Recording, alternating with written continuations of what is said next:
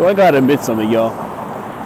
I look at other parent bloggers and I get a little envious. Not because of their opportunities or their numbers, like, hey, this one has like 10,000 more followers, and nothing like that. I got over a lot of that business a long time ago. What I get envious about is the fact that they have older kids.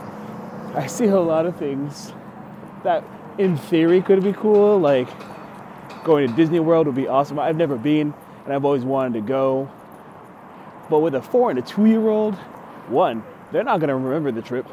Two, I'm not going to have any fun because I'm watching them the entire time. I went to Mexico in early 2016 when they're 4 months old and 2.5.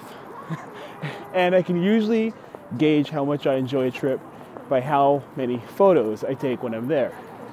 So usually on average, I'll say, let's take 1,000 photos a week. In the 10 days we were there, I probably took 15. It was such a wreck. We had a good time at my sister-in-law's wedding, but between it being 40 degrees in Mexico City, it's like 2,500 meters above sea level. So every time I go to pick them up, I'd be winded because, altitude. It's not exactly the most stroller-friendly city. On top of the fact that we had their strollers and their car seats, and we're talking like Diono Radio and RXT car seats, which are full metal and heavy. Like, you can't dent these things. They're ridiculous. Anyway, moving on. All I can say is that traveling with 2 young kids, not exactly my cup of tea.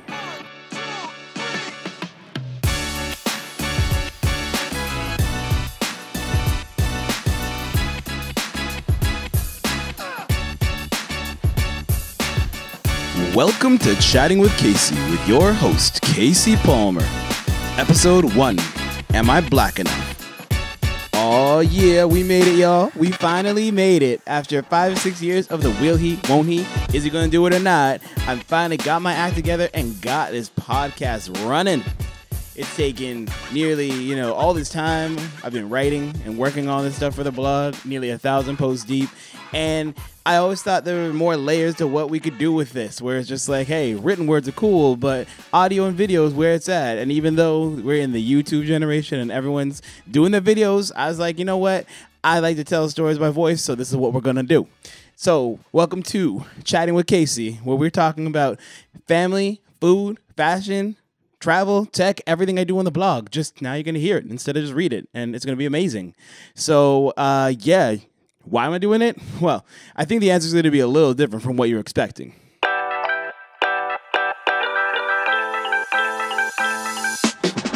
If you've been in Toronto's Twitter scene a while, you might remember Lacey Larissa. She was often seen online but never in person, and made it clear she was working her way through an unconventional life, exploring her sexual identity, relationships, and essentially just figuring out how to grow up as a 20-something woman in the Greater Toronto area, just trying to find her place. And it also happens that she was an avid listener of the Zach Bussey Show, the titular podcast my buddy Zach ran at the time.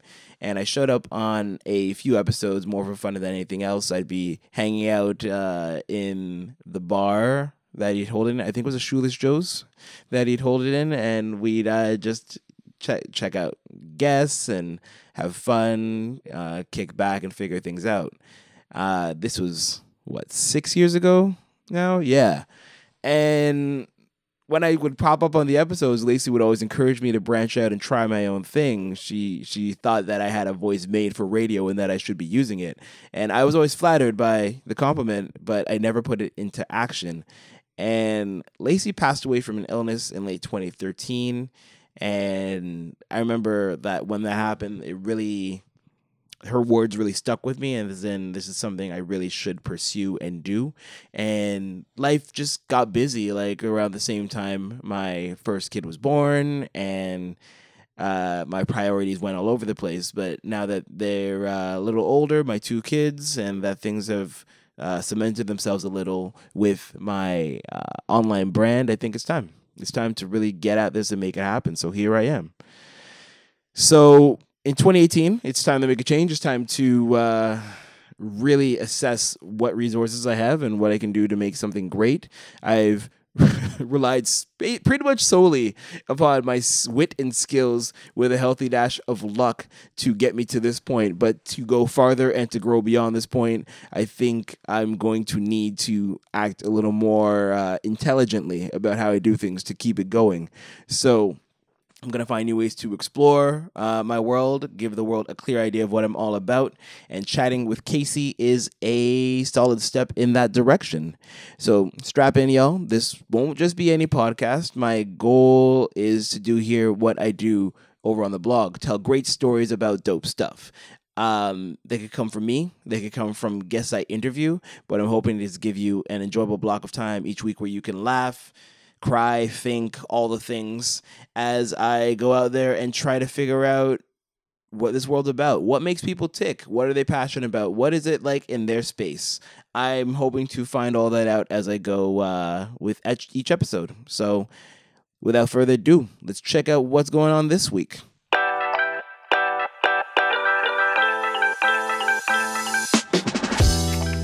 Am I black enough? It's a question that has bothered me for some time.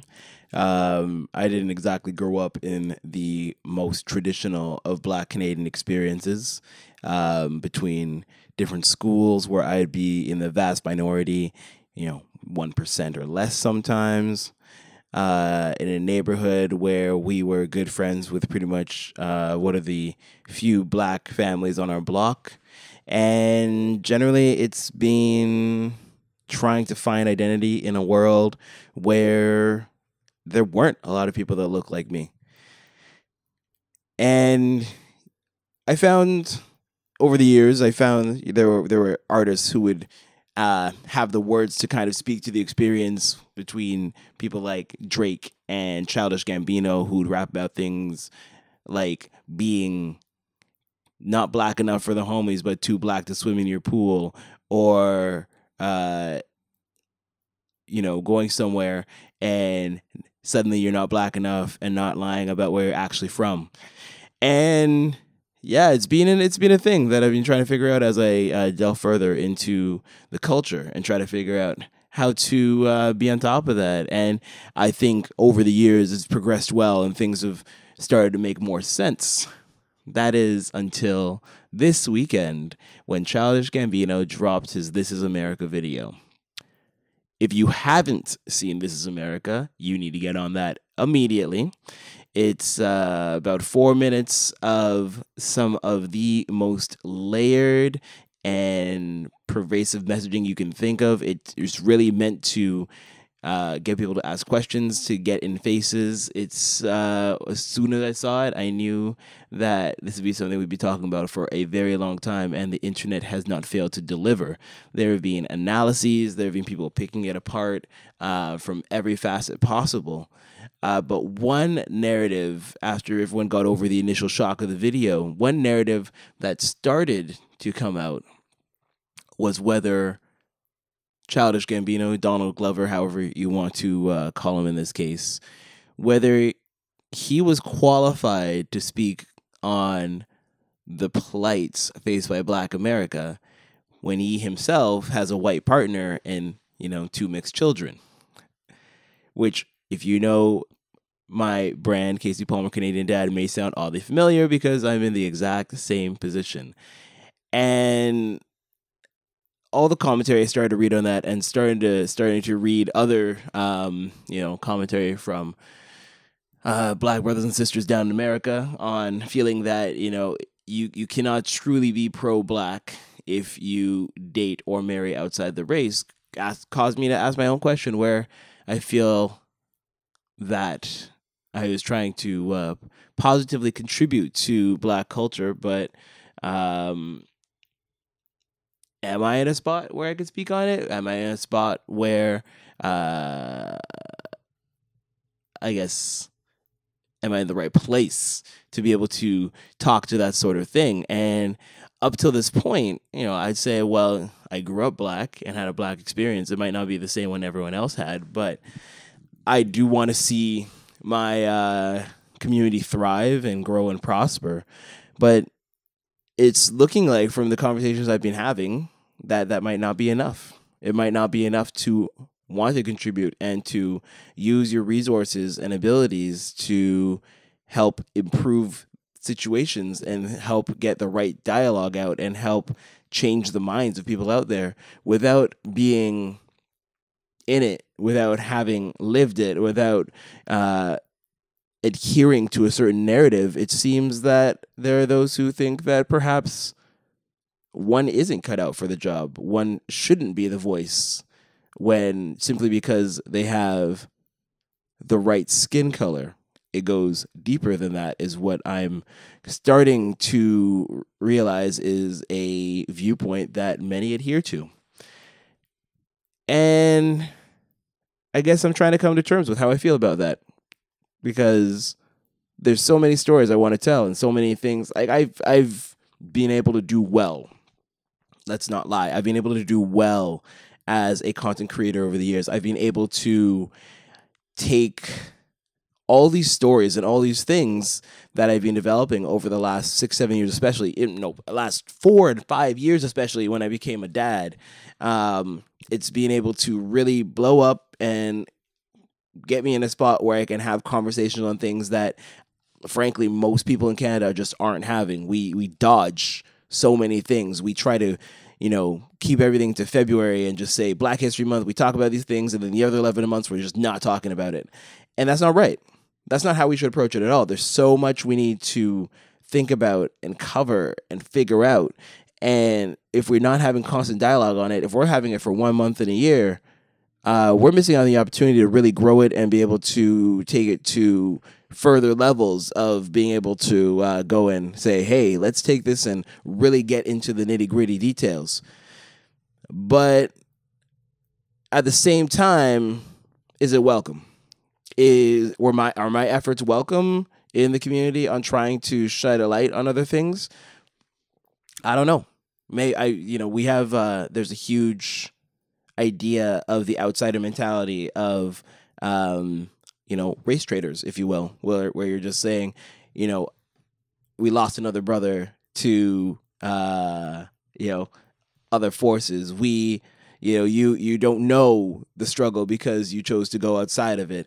And personally, it makes me kind of sad that we still have this going on and that this is still an issue in 2018. But perhaps the other side of the argument is that it's more important than ever to show that Black solidarity. So yeah, just some thoughts. Am I Black enough? I don't know. Will I keep trying to promote the culture? Will I keep trying to do my best to tell the stories I don't think are being told? For sure. And I'm sure one day it's going to come to a head where those who believe that I'm not the right man for the job will probably come and have some words. But for now, all I can do is try. And if anyone else has anything else they want to say about that or to share about that, I don't make myself unknown on the internet. Find me, drop me a line, and we can have that discussion. But just some thoughts that came to mind with my Facebook just going nuts with all the commentary on race and everything to do with it.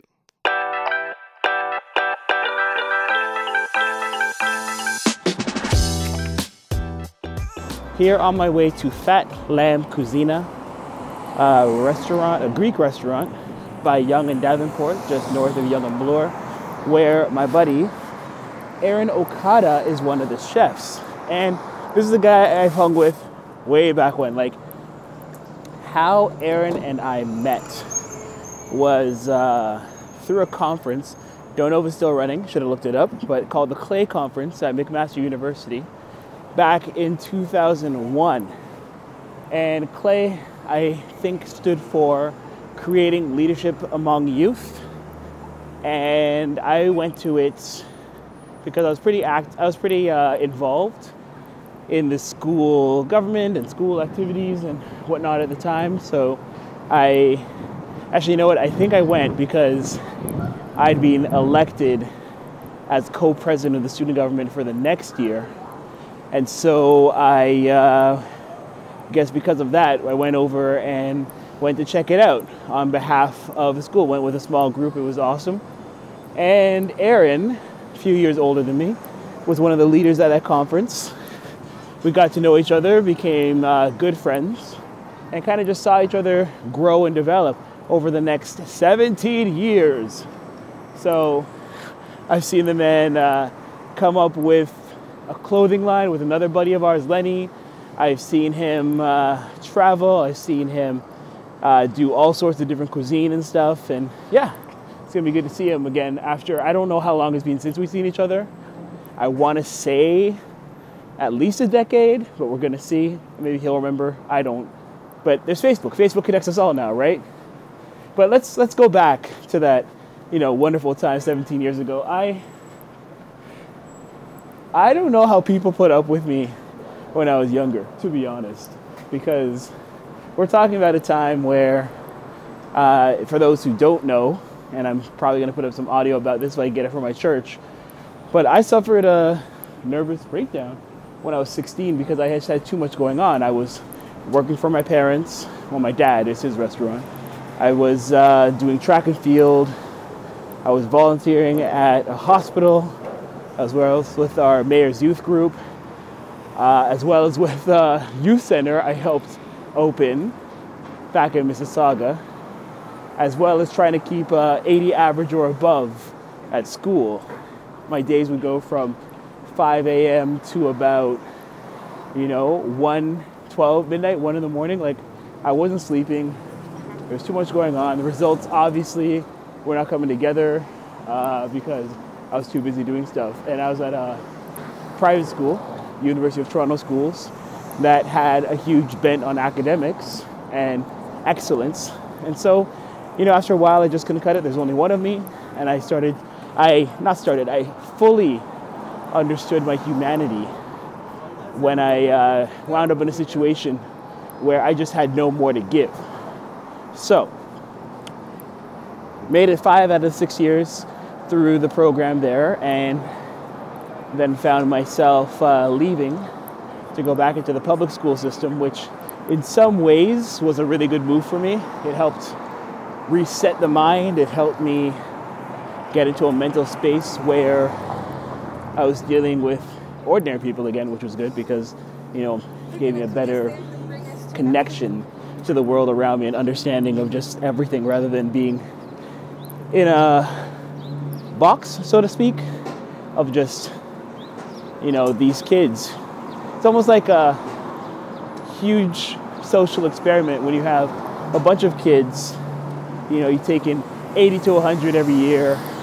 You're taking in a small percentage of the thousands who'd apply each year. I think our year was 78 taken in out of more than 2,000, maybe 2,100 applicants at the age of 11, which is, it's insane to think about it now. But that was kind of the staging ground for how it all came together. And going from, the mentality and repeated message that you're part of the best and you have to live up to a certain expectation, just going back to this is what everyone does, this is how everyone lives life, is a really good reset button to help you figure out who you are in the context of the world and not in the context of a small group of your peers.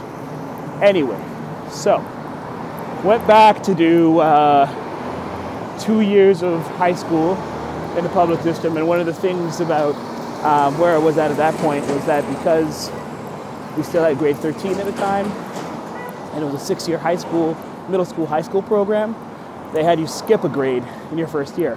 So the first year is 7, 8 combined. And so I was at a point where I had all my credits up to grade 12, and really I only had to do 1 more year of high school. But because I'd already done, because I was already a year ahead, I figured, why not? Let's take 2 years. And in the first year, I kind of took a few courses, got to know people. I actually, I egotistically ran to be a grade representative within the first couple months of being there because I already got to know people.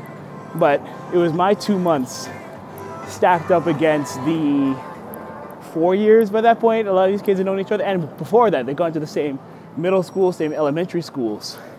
And so I was a very unknown quantity. And the fact that I was even being audacious enough to run was, 1, very Casey Palmer, but 2, very you just didn't do that. And obviously I didn't win. I got I got sad about it for a quick second, but when you start thinking about the reality of the situation, then you start to realize that that wasn't a good play. So I spent the year getting to know people all over the place. And I want to say it now, that it wasn't a strategy to get to know people across the board in school. I just like knowing people. I like getting to know people, and I would hang out with lots of different kinds of people and build relationships, because that's just who I am and what I enjoy doing.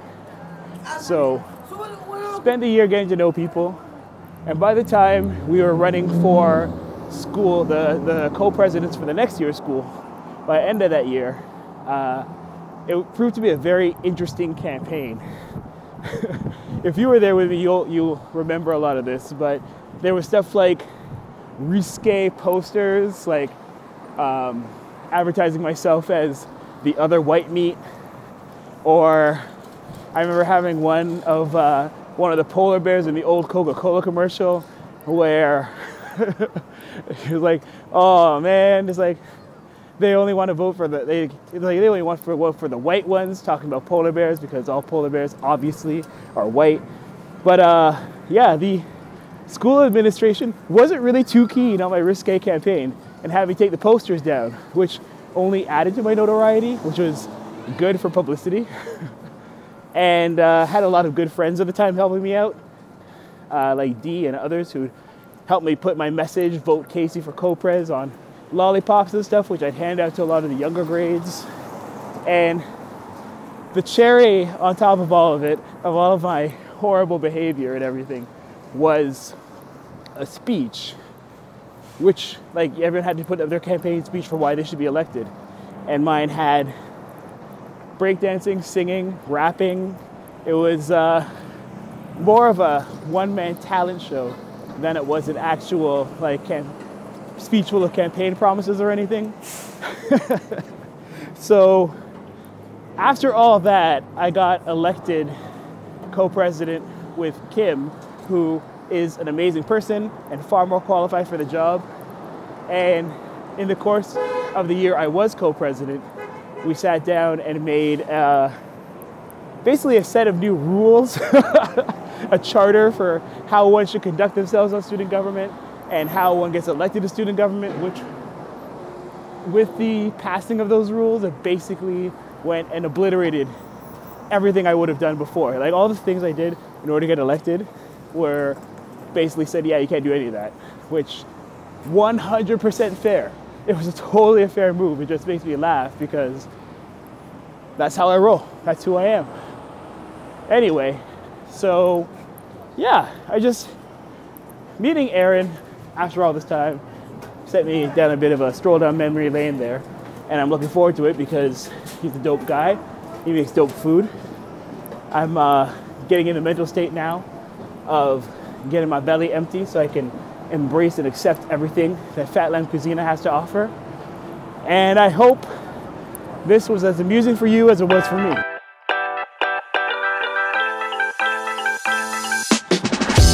That's it for this week, guys. Thanks for spending some time with me. And if you want to keep up with Chatting with Casey, you can subscribe on iTunes, Spotify, or wherever you listen to your favorite podcasts. As for me, you can follow my antics many times a day on Facebook and Twitter, and also on Instagram, YouTube, and the blog when I have something worthwhile to say. All links will be in the show notes so you can track me down. And yeah, that's it. We're done. We'll see you next week when I chat with my favorite barista / manager / makeup artist and jeweler in the whole wide world. We'll see you then.